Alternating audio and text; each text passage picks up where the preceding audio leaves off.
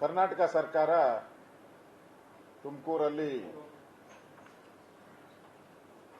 ರೈತರ ಸಮಾಧಿ ಮೇಲೆ ಸಮಾವೇಶವನ್ನು ಮಾಡ್ತಾ ಇದೆ. ರೈತರ ಸಮಾಧಿ ಮೇಲೆ ಸಮಾವೇಶ ಮಾಡ್ತಾ ಇದೆ. ರೈತರಿಗೆ ದ್ರೋಹ ಬಗೆಯುವ ಮುಖಾಂತರ,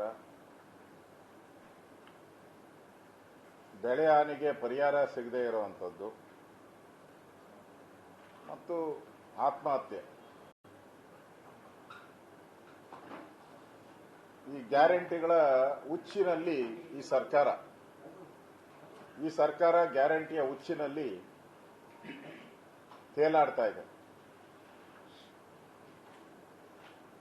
ಆತ್ಮಹತ್ಯೆ ಗ್ಯಾರಂಟಿ ಅವರಿಗೆ ಈಗ ಪರಿಹಾರ ಸಿಗದೇ ಇಲ್ಲ, ರೈತರಿಗೆ ಪರಿಹಾರ ಸಿಗದೇ ಇರೋ ಗ್ಯಾರಂಟಿ,